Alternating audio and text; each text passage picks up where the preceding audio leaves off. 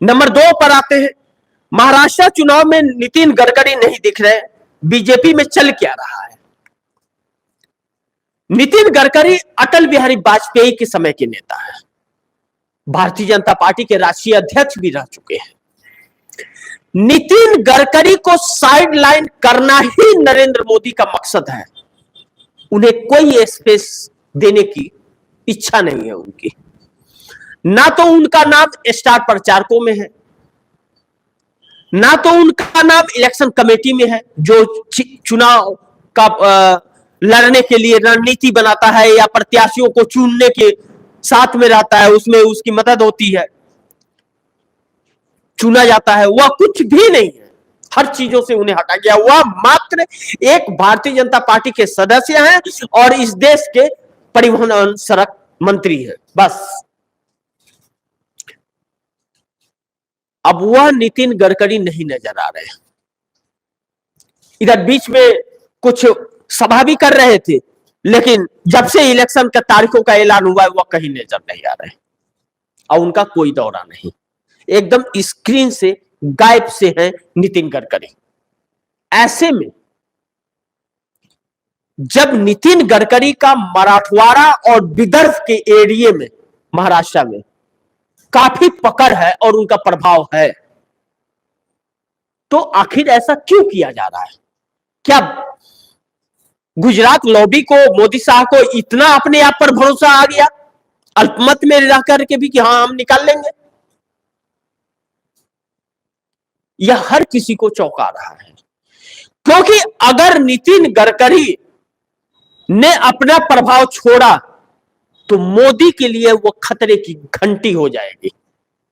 इसीलिए नितिन गडकरी को साइड किया जा रहा है। और अगर 75 साल की उम्र में नरेंद्र मोदी को हटा दिया जाता है जबरदस्ती, तो अमित शाह उसके जगह ले, यह मोदी चाहते हैं।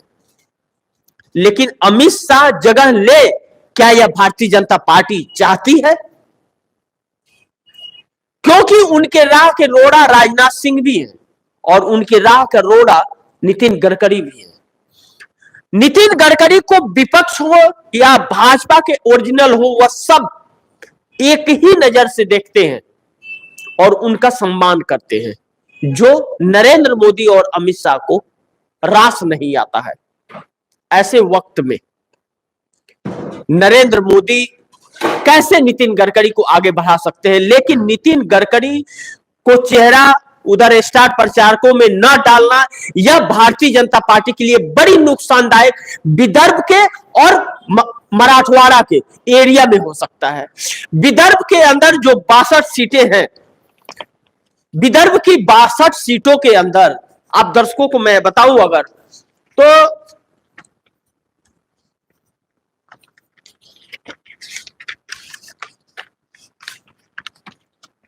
विदर्भ में 11 जिला है, 11 जिले में 62 विधानसभा की सीटें हैं। विदर्भ एरिया के अंदर भारतीय जनता पार्टी 10 से 15 सीटें लाती हुई नजर आ रही है। यह गोदी मीडिया के हैं, दैनिक जागरण के हैं आकलन। यह जो मीडिया उनके साथ खड़ी है वह मीडिया कह रही है कि 10 से 15 सीटों पर सिमटेगी भारतीय जनता पार्टी, तो वह तो ज्यादा ही बताएगी, कम तो बताएगी नहीं। यानी कि आप समझ लीजिए कि सिंगल डिजिट में है भारतीय जनता पार्टी, अगर 15 बता रहा है तो। लेकिन एकनाथ शिंदे शिवसेना भी 4 सीट विदर्भ में निकालती हुई नजर आ रही है, या गोदी मीडिया के थ्रू। इस दैनिक जागरण के आकलन ने भारतीय जनता पार्टी के होश उड़ा दिए हैं। और यही विदर्भ में अगर नितिन गडकरी प्रभावी होते, मेहनत करते, तो शायद कुछ हो सकते थे, 15 सीटें हो सकती थी। लेकिन यह 10 से 15 की जो बात है, विदर्भ में कांग्रेस ने बहुत अच्छा प्रदर्शन लोकसभा चुनाव में किया था और इस बार भी बहुत ही अच्छे प्रदर्शन की उम्मीद की जा रही है। खेल क्या होगा मैं नहीं जानता आने वाले समय में, क्योंकि हर आकलन लोगों के गलत हो जाया कर रहे हैं, क्योंकि ईवीएम जिंदाबाद की बात है और ईवीएम के भरोसे मोदी, बगैर ईवीएम के मोदी की कोई विसाध ही नहीं। तो मराठवाड़ा में आ जाते हैं तो भारतीय जनता पार्टी का हाल यह है कि मराठवाड़ा में 8 जिला और 46 सीट है। 7 से 9 सीटों पर भारतीय जनता पार्टी सिमट रही है वहां पर, और मराठवाड़ा में भी नितिन गडकरी का सही वो है। और वही एकनाथ शिंदे शिवसेना की बात कर ले तो 4 सीटें निकाल रही है वह मराठवाड़ा में। लेकिन अजीत पवार की एनसीपी न विदर्भ में और न ही मराठवाड़ा में एक भी सीटें नहीं निकाल रही है, जबकि मराठवाड़ा से ही वह आते हैं।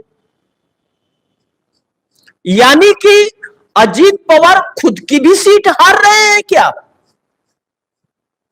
सोचिए, यह संभव है। क्यों?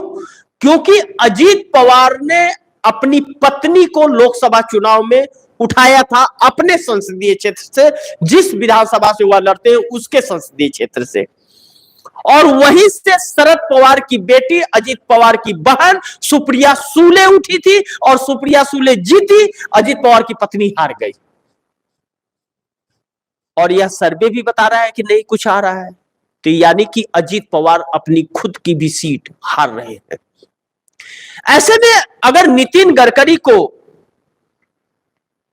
नहीं भारतीय जनता पार्टी सामने कर रही है तो इसके जरूर कुछ कारण होंगे या कुछ जरूर प्लानिंग होगी। आप दर्शकों को मैंने अपने संबोधन में बताया, राष्ट्रपति शासन के जरिए खेल करने की कोशिश की जा रही है कि अगर भाजपा हारी तो 26 नवंबर को कार्यकाल समाप्त होता है।